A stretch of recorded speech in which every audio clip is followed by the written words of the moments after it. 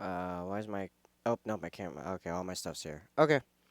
Yeah, all right. So, all right. For the YouTube. So, I was about to end my Space Marine stream, and someone told me that affirmative actions just got ended by Supreme Courts, and then they sent me this video. So now we're watching it, and this hopefully will end up on YouTube. Let's go. The conservative justices have forced down our throats today. I want to read you one tweet that spoke to me from historian, writer, and friend of the show, Michael Harriot. He wrote, the Supreme Court did not strike down affirmative action. Admission preferences for legacies, donors, employee families, and special recommendations are all still allowed. The court struck down affirmative action for everyone except white people. Wait. Huh? Admission preferences for legacies, donors, employees, families, and special recommendations still allowed. Okay. Struck down affirmative action for everyone except what. Okay, alright, let's see where this goes. To his point, prior to today, Harvard has described race as a potential tip or plus factor, along with whether one of the student's parents graduated from the undergraduate college, whether a student comes from a low income family, and whether a student has special athletic talent. After today, the only tips that remain are legacy, low income, and special athletic talent. Joining me now are Andrew Brennan, a 2019 graduate of the University of North Carolina, who was a party to the affirmative action case involving that university, Angie Gabot, president of the Harvard Black Students Association, and Michael Eric Dyson, professor of African American and Diaspora Studies at Vanderbilt University and co-author of Unequal, a story of America, apropos on today. I do want to start here at the table with you, Angie. We were just having the whole Harvard House conversation, but we're going to have a conversation that's more serious now. When I was at Harvard, there were a lot of legacies. There were a lot of people there who didn't get in because they had great grades. They got in because, you know, they mama and daddy, grandparents' name might be in one of those buildings. Those people can still get in. Their affirmative action seems quite in place. What do you make of that? No, I totally agree. That's still true today. There's also, like, we've seen it in other cases, like the back door, the side door, other ways to get into Harvard. But they just struck it down just for Black students and Black and brown students on campus to be able to have specific access due to, like, disadvantages in specific circumstances. And when I was there, one of the other experiences. Okay, but I guess I know what specific circumstances they're referring to, right? But like in general, just having something that takes race into a factor for special consideration off race is racist. Am I wrong? Like racist isn't just anti-race, anti a particular race or other races. It's also pro that race, like a specific race or other races. Like what? um, I don't know if the special circumstances can even like make that better, but like just based on it being specifically pointed towards black or black and brown, a degree in African American studies, one degree in history, what people argue about wanting inclusion, demand themselves segregation. Well, I haven't even gotten to that, but okay, to be fair, degree in African American studies, that by itself I think is fine. Okay? Because you do have specialized historic like directions, if you will.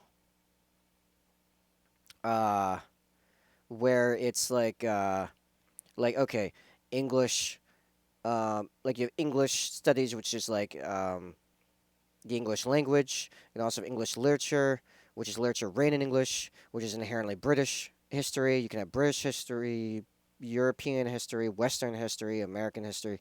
I don't like African American is a very specific subculture that has a lot of history to it. So I mean, yeah, I'm sure. Yeah, you can definitely fill entire degrees worth of study on the African American subculture. I that part I think is fine. It's then what conclusions you come to after that that become questionable. I had is that the so-called affirmative action kids were some of the most brilliant people I've ever met. They all worked really hard in school, were super nerds. I mean, Ketanji Brown Jackson was there when I was there. Right. Okay, this is a brilliant human being, Exactly. and they were hardworking. They're very, very well off. Okay, just because it grabs some good people, that doesn't mean necessarily that the thing itself is good. Okay, if they were that brilliant, they should have been. I'm not saying they would have been, but they should have been, right, in theory, considered anyway, if they were that brilliant, and should have had a proper shot at it. Um, like, why don't we just get better at schools focusing on getting smarter kids? Why, again, do we have to bring race into the equation? Because that inherently makes whatever it is racist, because racism goes both directions. Anti and pro are both racist. We're trying to nuke that nonsense. We've been trying really hard for a really long time, and we were making some good progress. And it's like that "What are we doing to white people" video. It seemed like in the early to mid to late 2000s, we were starting to get pretty, like, a lot closer to colorblind culturally, and then all of a sudden, like 2014-ish, it flipped around again, and now we're suddenly becoming more racist again. Just sometimes it's anti, sometimes it's pro. It's like, wait, what? No. Very affluent kids didn't have to work as hard. They had it set no matter what happened to them. And so I wonder what you make of the fact. Also, yeah, the problem with like just rich kids just having a leg up automatically is it's just always going to be a problem. However, does not mean that all rich kids are inherently lazy or not as intelligent. It's just that it's easier for ones that are not especially intelligent or especially hardworking to get in, which is just always going to be a problem. It's like really, I mean, I mean, unless they made, it's hard because the colleges have to make money at the end of the days. But I mean, you can, in theory, make systems that can filter that. But hey. That this court seems to think that choosing students like you is an affront to the Constitution. No, it's really crazy. Cause at least in my experience, I really found that my race. I'm gonna have to see the argument specifically about affront to the Constitution. Make sure it's not just a straw man, because I don't know where the Constitution comes into this either. No, it's just an affront to like trying to create a colorblind society that like if you really want the equality of opportunity, unless you're after equality of outcome, in which case it's a whole nother game. If you're actually after equality of opportunity, then you want this to be more colorblind, not more color aware. Is But I mean, head of black students, so unfortunately, that's what they're kind of focusing on. identity. All the stories that I've told Harvard, which is the reason I got in, were directly correlated with my race because I live as a black woman every single day. And a lot of my peers and counterparts that are also black, like I get to hear their amazing stories and what they get to do. Wait, wait, wait. Okay, so if all of your stories that got you in were directly correlated to you being black and female, let's throw that in too, why not? And even if you have all the requisites, you are actually hardworking, you are actually above average intelligence, sorry, above average intelligence, you're still a token. You're still a token. That didn't change. You're just a smart and hardworking token. I thought we didn't want that. I thought tokenization was bad. Was I misinformed? Every day that you just You're just an intelligent, hardworking person taking advantage of tokenism. Gross. I don't know what to tell you, man. need in a school like Harvard. Yeah. So yeah. Now, granted, I'm not saying that's bad on her part. Like, the rule existed. You should always take advantage of the rules being presented to you if those are the rules. Like, you gotta try to stack the deck as much in your favor as you can. But if you're the ones putting these systems in place in the first place, that's the problem. Let me clarify that. My problem is not her, it's not Angie Gabu, whatever. My problem is not with her specifically. My problem is like how this system is designed. That even the intelligent, hardworking people that should be getting in are still utilizing tokenism. Which, by the way, pro racist one thing mathematically is inherently in this kind of system anyway, an exclusive admittance system where it is uh was a sum total or whatever, where only so many get in. That is actually inherently anti any other race that doesn't fit that category. Like, you know what I mean? Like Harvard only admits so many people a year. If people are getting in because they have one race, that means it is inherently anti the race of everyone that's not in that category. Because now those kids are uh, less likely to get in because they didn't meet the tokenism quota, which is inherently out of their power. Inherently. Again, gross. Chat still with me on this? There's only a few of you left. A bunch of jump shipped immediately when when I switched over, which is fine. This is mostly for YouTube, but Chat got anything on this? Um, am I crazy? Am I way off? Does this make sense? Oh yeah, and if you're watching this on YouTube later, I just maximized. If you're watching this on YouTube later, tell me in the comments. Am I nuts? Actually, I didn't look that bad in full screen. Go back to full screen. Am I crazy? Tell me in the comments. What do you guys think of this? Am I way off? Am I the racist one here? Andrew, you testified, I think, in one of the lower court cases. I would love to know what you make of the decision and how you think it will change the university from which you graduated if people cannot freely, the university cannot freely choose students like you. Thanks. Could they not freely choose those students that way anyway? Was there a thing that was forcing them to not choose the? What was that statement? What was that? By the way, I hope some of you that have heard me talk about how I do a lot of debates on Discord in my free time, I hope you're starting to see how this like works. Even though I'm like really tired right now, I feel a little like burned. Um, you're not getting this nonsense past me, man. I'm gonna dissect every sentence you say. There, people that consider like debating me in the future, especially as I get bigger, like know this now. Like, watch your words, man. I am on every letter. Could they not? Could Harvard not freely choose anyone before that? Were there rules stopping them directly from choosing, say, black kids? Or Indian kids or whatever, Spanish kids, Hispanic, I suppose. Also Spanish, I guess. I don't know, Spanish as well.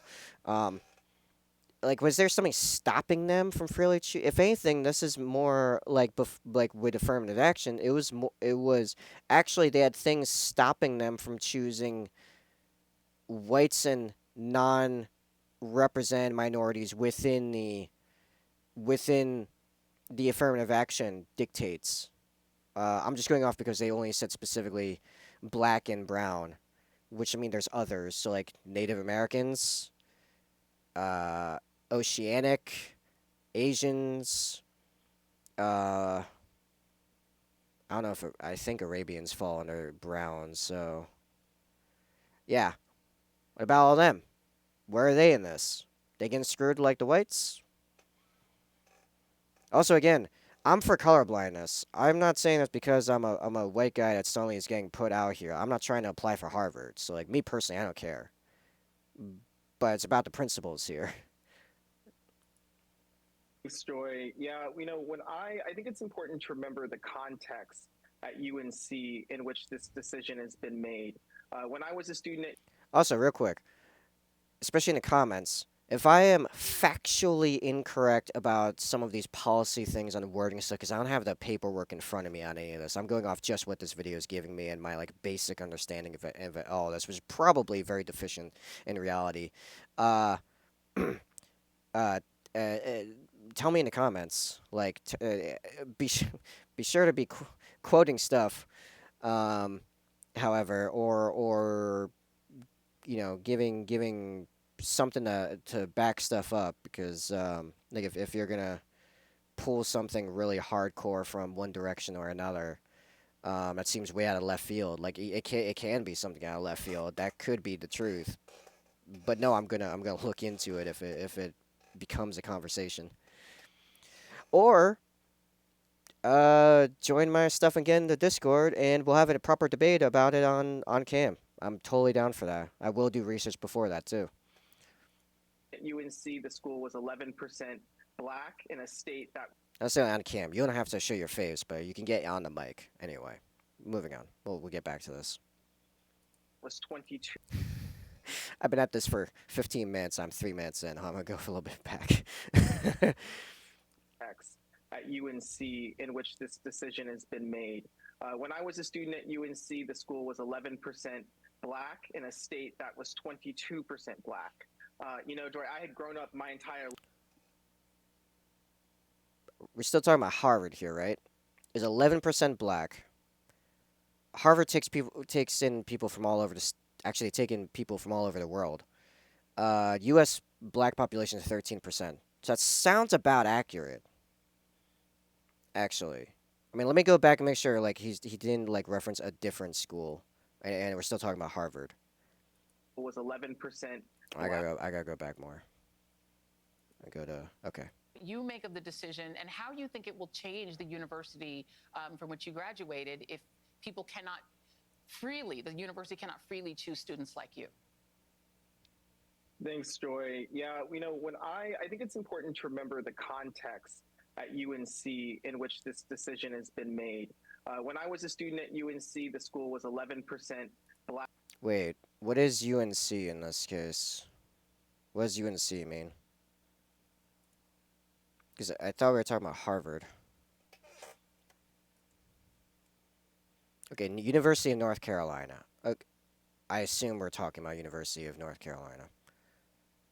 And it's not another one. Okay. So, okay, well, I don't know what their intake is like, but, anyway, we'll go back. Black in a state that was 22% black. Joy, I had grown up my entire life in the South.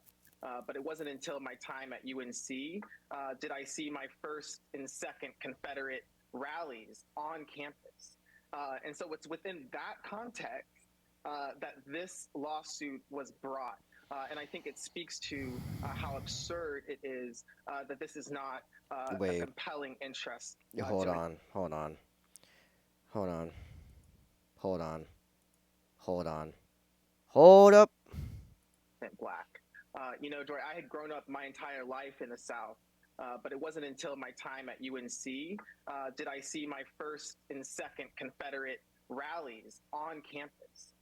And so it's within that. Okay. So you're at a college in North Carolina. It's a college. This is where kids that feel the most prone to taking action and change things and are checking out and trying out the most radical ideologies. I'm not saying the ideologies are good. Most of them are not. Most ideologies, period, are just not actually good, and as far as I'm concerned. But that's when they're going to try them out, is when they're in college, and you're in the South.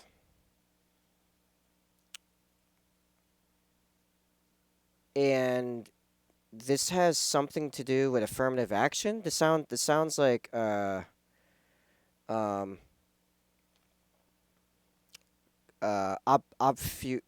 losing the word. Obfuscation and appeal to emotion. How does this correlate to affirmative action, or not even how does this link directly to affirmative action? Because affirmative action doesn't fix that, right? It doesn't actually fix that. It has no bearing on that. If anything, it actually, if I were to hazard a guess, it makes it worse. That specific thing. You know what would cause more Confederate rallies? Taking in more, uh, specifically black kids, based on the fact that they're black and not based on their merit, right? that would propel more that level of basic injustice would propel more Confederate rallies in reality. Because here's the thing: if it was like actually colorblind, like fair across the board, what do they have to complain about? Or like what problems would propel new people towards them? Like some of the people like are just inherently, for some reason or another, racist to begin with. But to get new people, most of them go there because they see a significant problem and they think that because racism the problem, racism is the solution. It's kind of dumb. That's how it works. If you remove the problems, you have less chance of new people joining, and the groups become smaller over time and eventually peter out because there's no problem to solve anymore. Right? So, obfuscation and appeal to emotion is what I'm going to throw that under. Context that this lawsuit was brought. And I think it speaks to how absurd it is that this is not a compelling interest to ensure diversity on our college campuses. We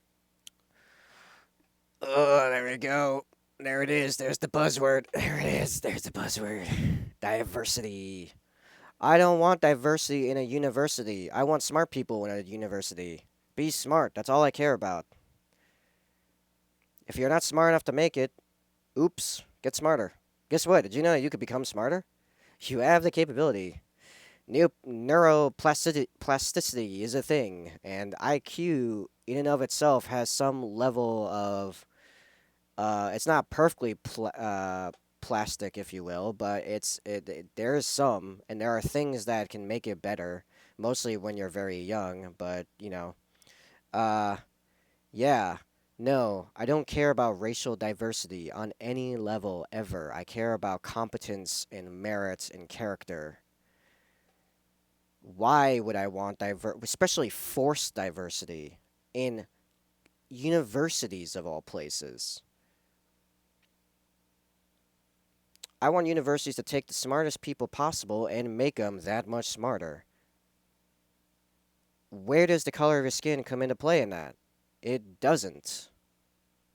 If you say it does, now you are hardcore in the race realism camp where you think there is a like some level of, I mean, you could also go with systemic racism, which, I mean, to some extent, yeah, sure, there can be some of that, but this is systemic racism in the other direction, like I said earlier. Like pro a race is still racism, especially in a zero sum. There's the term, and especially in a zero sum game like university acceptances, because only so many get in. It's an exclusive club. So if you're a pro one race, you are inherently anti any other race. So like this is still racist. No. Stop it. Bad. Newspaper. You share that. I saw my first Confederate flag at Harvard as well. Someone unfurled it very large, so that when those of us who were black had to More appeal to emotion. walk beneath it as we went to the library. I'm not saying it's a bad situation. I'm saying it's not relevant. It's actually relevant in the opposite way to the situation. Oh. Also, yeah, man, people are really gonna call me Posy Pete, but that's okay. Fun times. Michael Eric Dyson, you have taught at many PWIs, at many very prominent majority white universities. How do you think these universities, in your experience and the way that they try to recruit students, will react to this decision? Well, Joy, I taught at Chapel Hill for 3 years. I think that, look, the left has to have a long game and strategy like the right does. They've been laying in wait for 50 years to try to. Wait. The right has a long game? What? The right doesn't have any plans, as far as I know. That's why they're losing all the time. The right, like if you look at Republicans right now, it is a mess. They are purely reactionary. They have no plan. They have no plan. They have no they have no story. They have no not story. What's the word? There's a word for it. They are purely reactionary right now. They are always on the back foot. The only like active thing in there was for a while Trump. I'm not saying I agree with a bunch of what Trump did or anything. Actually, I need to look back into it a bunch. Um, but I mean, Trump was the only active member in there, and he used to be a Democrat, and he ran Republican because, like you said back in the '90s, if I ever ran for president, I'd run as a Republican because they would vote for me. Like, all right, so the right has no plan in America right now. They're entirely on the back foot. But all right. Which, by the way, I'm a centrist. Just for clarity, I'm a classical liberal. I sit somewhere in the American center, actually slightly to the left, but I'm very careful about both sides. I shoot in both directions. No one's safe from me. Figure out Roe versus Wade, and they worked on it. And we got to understand and underscore before I directly answer your question why voting matters. Because Yes. Donald Trump not in office means that 3 Supreme Court justices that he appointed would not have been appointed, and Hillary Clinton instead would have appointed them. So voting continues to matter. I think that schools have the wide latitude and the ability to count race as merit, right? So To count race as excuse me? Oh man, I think I found the racist in the room. Because again, pro racism is racism. Or pro race is racism. Oh boy. Count race as merits. What world do we live in? What merit did you get before being born? You're not born with merit, dude. So when we have a notion of merit, merit is not an abstract good, right? If you're in a boxing ring, it's What? Alright, let's let him cook. meritorious to strike out and hurt somebody. If you're in your home, it's called domestic violence. The same act. Or when they said you can consider race, race was considered in terms of harming black people, but not to heal them.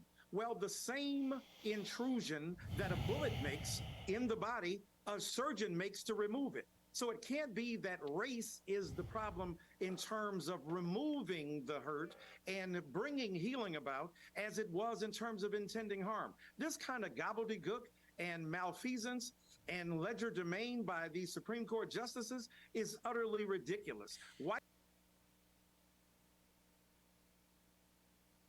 Vivek Ramaswamy is the Indian American. He's the one that I'm currently going to be voting for. I don't think he. I honestly think he has a massive chance this time around, but next time around, I think he's going pretty good.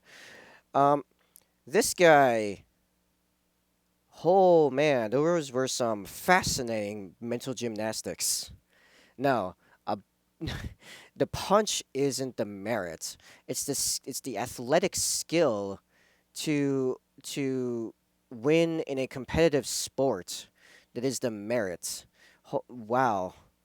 Wow. Oh man. Oh man, oh my. Oh boy. All right, let's go back to letting him cook. He's getting hot right now. He's starting to become pretty spicy. Let's see how far he goes with blasting all this gobbledygook.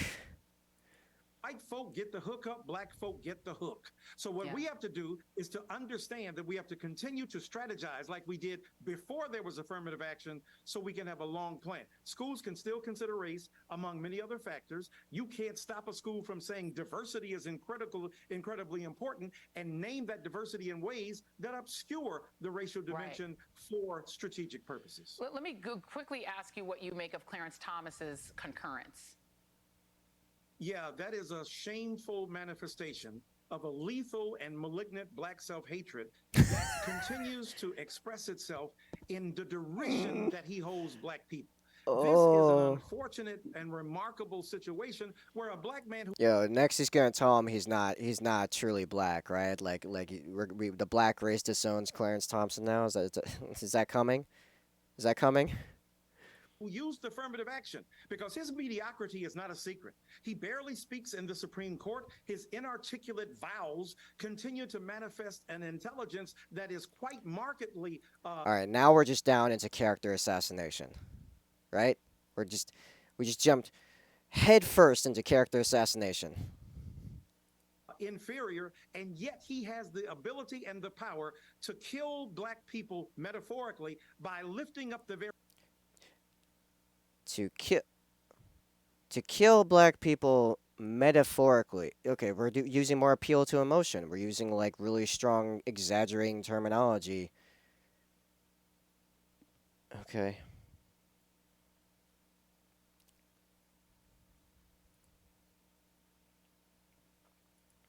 very ladder that he used to get up on affirmative action. Yeah. This is so foul and nefarious in so many ways. Even Gavin Newsom called him Trump in blackface. Well, I don't know who Gavin Newsom is, but that's kind of funny, actually. Trump and blackface thing. Oh, man. And Andrew, I'll ask you the same thing. What did you make of the fact that the second to black Supreme Court justice gleefully saw the end of affirmative action, which he has been trying to do for a long time? I think it's a real shame. And as Justice Sotomayor pointed out in her dissent, because of today's decision, the police can consider my race when assessing suspicion of a crime, but a college admissions officer can't consider my race when assessing the potential contributions that I could make to a college campus. Yeah. Okay. Those are apples and oranges. It would take me like 20 minutes to explain why that is. But if you really jump into the crime statistics and the very complicated socioeconomic situations that lead to those, and how they're not race-based, they're culture-based, you will find that upon deeper, inspection, that's an apples to oranges comparison. So, crap comparison with a more appeal to emotion. Can you guys give me anything that's actually like facts or stats or like actual causation arguments? I haven't heard any yet. I've heard a lot of complaints about other people, or not even a lot. I've heard a couple complaints about other people, but just a lot of wah. did I miss any? Again, get in the comments. Tell me if there's any like stats or I mean, I guess like the 11% and a 22% state, but like also, but like it's going off a diversity thing. I don't think diversity is good, or not in this case, not forced diversity. No, we should be as well, no, they think race is merit, so that you're screwed. Quality of opportunity, we're not going to get it perfect, but we're trying to get there. But opportunity of outcome is just hell on earth. Oh, man. Oh, boy. All right, let's let him cook. We got 4 people cooking right now. Let's see how much hotter the stew can get. Yeah. I think it's that sort of tortured logic that makes no sense. And it's not just black people that are harmed by this, Joy. Yeah, absolutely. Having diverse college campuses benefit black and white students of all races. Does it, though? Does it? Because we're crowbarring in black kids based on their blackness considered a merit. There's only so many in there. So how is that helping the white kids? Or the Asian kids? Or the Hawaiian, etc. Native American kids? Like, that's just mathematically false. Man, I just spent all day talking about a math game. Don't try to pull the math junk on me. I know how exclusive math works. Benefit. So that's what we're losing. Indeed. Angie, I'm going to give you the last word here. What advice would you give the next you who's applying to Harvard in this environment? I would say hold out hope. I was outside the Supreme Court today, and there's a lot of people who are rallying, and also take action. Yeah. I think a lot of people will, say that they feel uncomfortable or they feel disappointed by this decision. Yeah. But that also has to come with action. That also has to come with, community building, community organizing. And I would give one piece of advice to everybody who is unhappy with the Supreme Court: vote, and vote all the way down the ballot, because it is the United States Senate who confirms Supreme Court justices, and it's who you pick for president that's going to decide who gets nominated. You got to vote. Don't leave it to people who like Donald Trump. Andrew Brennan, Angie Gabot, Michael Eric Dyson, thank you all very much. Okay. I heard a lot of whinging about a victory for me and common sense. Maybe not me necessarily. Well, me indirectly, because I think overall it creates a better everything else if we can, I don't know, stop the racism in both directions. I don't care for anti or pro race of anything. No. Colorblindness. Meritocracy. Race is not a merit. Merit is capability. Things you can do with a brain and your mouth and your hands. That's merit. Alright. That 8 minutes turned into a half hour, but you know what? I think that was pretty good. Again, if you got some solid arguments with some stats and some stuff to back it up, my thing is I'm a pragmatist at the end of the day in all things. If you can pull like especially stats, like real hard stats with a solid argument behind them, you can actually sway me to a different opinion. It happens a lot actually. I mean, just real quick as an example, in case you don't believe me, I was recently arguing for the for capital punishment because I don't think that it should be at the cost of the innocent that we basically house and feed the guilty for the rest of their lives for say like murder or what have you. And then someone linked me a bunch of studies, a whole website based on a whole bunch of studies, and how actually is more expensive to do capital punishment than life in prison because of how expensive the court appeal system is to actually get them to the execution, whatever. Uh, and I realized, oh, wait, no, that's good. I don't want the government to be efficient at killing people for any reason, because that can easily turn horrific. So actually, let's keep that expensive, and if that's so expensive, that's more expensive than life in prison, which was my initial, like, my initial problem with it, with life in prison versus capital punishment, then all right, I guess I'm anti capital punishment then. That's simple. Like you fixed my concern and you deal with stats. Done deal. I get it. Good argument, good stats, good studies, good sources. Um so yeah, get in the comments and tell me otherwise if you legitimately think I'm wrong. If you think I'm just making stuff up or making poor arguments, let me know. Get in there. And I'll be back for Space Marines tomorrow for stream people. I'll probably cut the video there. But yeah, I'm out of here. Hopefully, whoever was still hanging around the stream and enjoyed that. That was entertaining, though. I enjoy doing that. I look forward to doing more of that. We'll see if other people end up liking it. I guess sorry to all my Warhammer people that didn't care so much. Hey, Sophiana, are you still with me, or did I lose you?